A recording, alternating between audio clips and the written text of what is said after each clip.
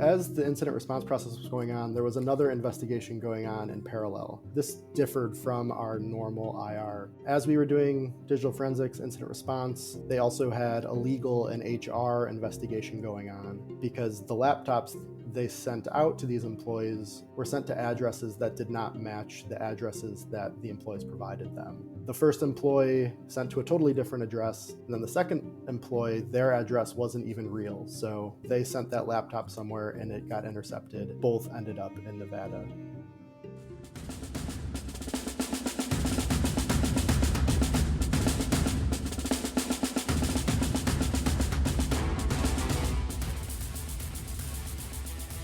Welcome to another episode of Mandiant's Defender's Advantage podcast. I am your host, Luke McNamara.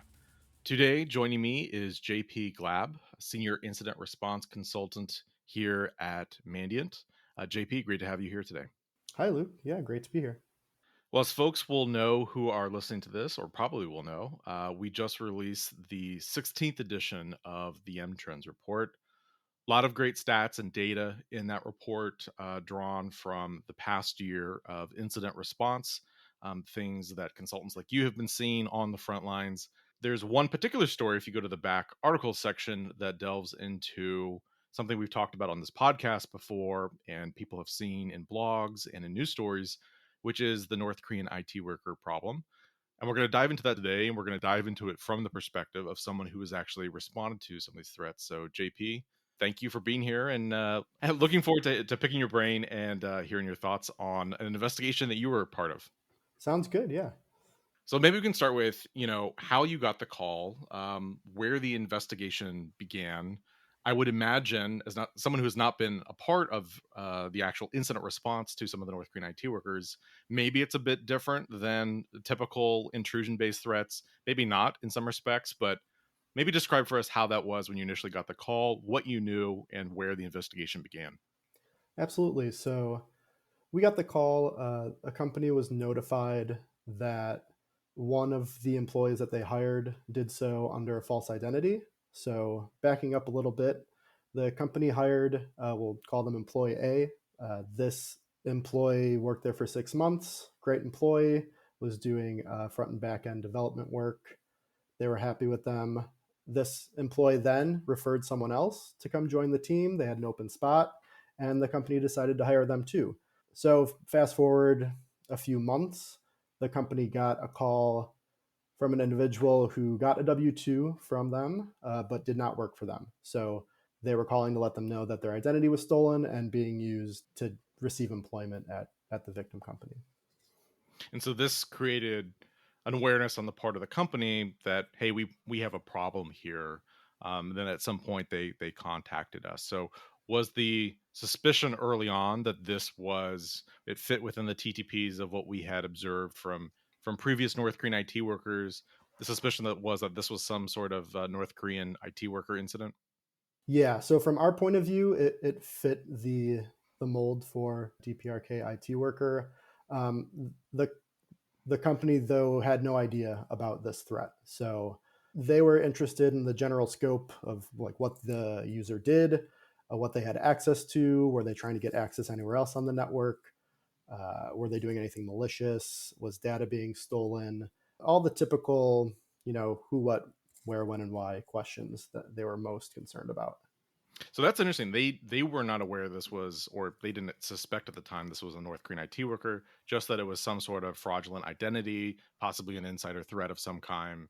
And so they wanted us to investigate further. Exactly, yeah. So when you have an incident like this, where do you start? Again, does it differ from what you would traditionally start with, where if it's some sort of intrusion-based threat where someone received a spearphished email, or you have something beaconing out to a weird domain? Do you have that sort of like start in terms of the investigation, or how did you begin it? So the investigation process started off very similar to a normal investigation where we have an initial lead. In this case, the fraudulent employee's laptop. Pivoting into EDR, we saw that the laptop was pinging in from Nevada when the employee stated that they were in Texas. So that was the first red flag we saw. Looking at the second employee's laptop, it was using the same exact external IP address. So this was another red flag. So both of these laptops were sitting and using the same internet point of presence. And then from there, we found that both laptops were using AnyDesk, both connecting to Astral VPN. So once we got that far, it was kind of we had a very high likelihood of it being DPRK ITWs. And the Astral VPN usage, for folks who aren't familiar, and I think we actually flagged this in the article that's in MTrends about North Korean IT workers, but that has been a common VPN for them to leverage in a lot of their activity, proxying through the corporate boxes that have been powered up and are being run by the facilitators. So as the incident response process was going on, there was another investigation going on in parallel, and this differed from our normal IR, I would say. As we were doing digital forensics incident response, they also had a legal and HR investigation going on because the laptops they sent out to these employees were sent to addresses that did not match the addresses that the employees provided them. So the first employee sent to a totally different address, and then the second employee, their address wasn't even real. So they sent that laptop somewhere and it got intercepted, but they both ended up in Nevada at the end of the day. And at this point, you had the suspicions already this was tied to North Korean IT workers. But at this point, I would imagine that suspicion has gone up pretty high at this point when you see these other Yeah. components. Does that result or drive the further components of the investigation? Are there certain things that you look for beyond that? Or was this continuing to follow the pattern of what other files or parts of the network or systems has this individual accessed? I guess was there a certain like TTP driven part of the investigation now that you have this sort of confirmation you're dealing with a North Korean IT worker, or are you still kind of following the tactical clues as to where their digital footprint has been in the corporate environment? Yeah, at this point, we pivoted. We were very confident that this was a North Korean IT worker. We pivoted more to guiding the company down the path to figure out where these laptops ended up. They actually took a next step and contacted the individual. So whether this was the facilitator or the IT worker, we do not know, but it ended up that they were being very cooperative, and they ended up sending both laptops back. So we were surprised by that, but that gave us a bunch of additional traditional forensic artifacts. So we got the laptops back, we imaged them, and we were able to dig through some artifacts that EDR wasn't sending back to us. For example, there were LinkedIn pictures and banners and profile snippets on the desktop. We were able to go through their web browsing that had rolled for other logs. So we saw that they were logging into multiple LinkedIn profiles, two of which that we knew because the company hired them, but also accessing profiles that we didn't know about. So this individual, it was a one to many. So it was one IT worker to many personas, as we've seen in the past. We were able to get information that they installed AnyDesk and Caffeine within hours of being onboarded. So laptop started up for the first time, they installed their tools and were off and running.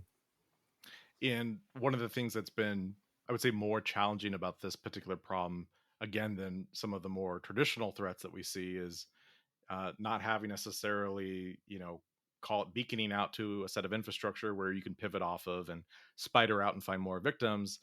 The kind of finding the full scope of some of these, I guess I will call them campaigns, incidents where IT workers are maintaining personas across different organizations can be difficult. But in this case, you were able to find some additional personas. And did that lead to any kind of follow-on victim notifications to other organizations from what you know? Not from what I know, no. We did check to see if those personas were used to interview further on at this company, but didn't, not that I know of. So you mentioned there were two investigations kind of being run in parallel. There was the sort of incident response that you were doing, and then there's sort of the HR legal component. At the point in which the laptops come back, you investigate them further and image them. Where did things kind of go from there? Yeah, so the employees were obviously terminated. This client was left with a lot of lessons learned, both in the hiring process and with post hire activities. There's a lot of, I guess, like sort of takeaways, from any of the individual incidents that we've seen IT workers be involved in. And I'm sure kind of takeaways that you had coming out of this, anything that was kind of notable or stood out to you. Yeah, so this was my first DPRK IT workers investigation, and previous to this case, if you said, we have an insider threat case coming in, the first thing that I would think of maybe an employee using their privilege for unauthorized things or being destructive for whatever reason. But with the North Korean IT workers, they're not necessarily doing anything malicious. They're showing up, they're doing their job to the best of their abilities, and their primary goal is to collect the paychecks. So they want to keep everyone happy and keep receiving those paychecks to send back. Was there, in this particular incident, was there anything that you found particularly helpful in the process of investigating that you would recommend others to look at, if they're dealing with the suspected IT workers? I mean, some of this was sort of got lucky with the individual getting the W-2 and that starting the notification process. So it wasn't a sort of technical indicator or some of the other things that we've seen initially trigger investigations, but just throughout the whole process, were there things that stood out to you that were particularly useful for chasing down this threat? Yeah, I would say post hire, just monitoring unauthorized applications being installed on the laptop, monitoring for consumer VPNs being used. And I think if they were looking at where these users were connecting in from China, from other parts of the US, they could have found some impossible travel alerts in there or used some of that detection logic to maybe tip them off a little earlier. So, thinking about all of this and some of the other stories that you've heard, some of the other incidents and cases around North Korean IT workers, what are some of the things that I think you've touched on a few of these already, but you think are definitely essential for either detecting this activity if you have an individual who unfortunately has already been hired, or even some things you saw as part of this investigation or others that you think, organizations can arm their HR recruitment teams to go look for in that sort of hiring process? Absolutely. Yeah. I think pre hire is of most importance. Just having strict employee data verification and background check processes and educating hiring managers to this threat in general. I think once you see a couple fraudulent resumes and GitHub profiles and LinkedIn's, you kind of start to see a pattern there and get used to what evil looks like. So I think that's huge, just mitigating this before they're even hired. But again, after they're hired, requiring maybe the first day being in office, even if it's a remote job, and then monitoring post hire. So again, the unauthorized tools being installed, mouse jigglers, KVM software, anything that a facilitator might want to use to keep the laptop on and running and accessible for an IT worker when they need it.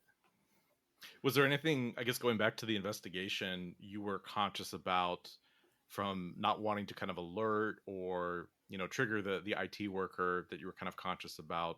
I don't know if there was an attempt to try to get them on camera at some point when they were still employed. The first employee they hired was okay with being on camera. The second employee, obviously being the same person, didn't turn their camera on very often. So I think maybe if you are suspicious of an IT worker in your environment, to maybe do just a random video on meeting. But during the investigation, we attempted to collect those forensic images over the internet. That kept failing. So we were tiptoeing around them a little bit, but it got to a point where the client said, we just need to confront them about this and take care of it. Yeah, that's an interesting story. And I think also points to some of the challenges that these actors have managing multiple personas. And then, even specifically, as we've seen them try to do, manage multiple personas within the same organization. If they either gain employment with different personas or even try to recommend someone else that is another persona that they are operating. There's a number of different ways where they can easily slip up and get caught. And it seems like some of those kind of emerged here. Yet I'm struck by some of the different cases where, like this one, again, it wasn't a sort of a technical TTP that was triggered. It was someone saying, hey, this W-2 I shouldn't be receiving it. And that being the kind of genesis of the investigation. Yeah, absolutely. Without the W-2, I don't know if they would have caught on. This was before a lot of the press has started covering it, so maybe they would have found out once all these blogs and public notifications came out. But without the W-2 notification, I think this would have gone on a little longer. Well, I think it's another good story that kind of, again, highlights how this threat is evolving and continuing to operate. As I mentioned, there's more in the mTrends report. Interestingly enough, if you go to the initial infection vector, you'll see insider threats almost entirely, if not entirely, represented by the DPRK IT workers at 5% this year. So 5% of the investigations, the incidents and breaches we responded to last year were insider threat as the initial access point. That's the first. So this is definitely something that has emerged more often, and we've seen, of course, expand globally. So a lot more that I think we'll be doing here and elsewhere to research into this particular problem. But JP, thanks for spending some time today and going over your observations from responding to one of these threats. Yeah, thanks for having me. Take care.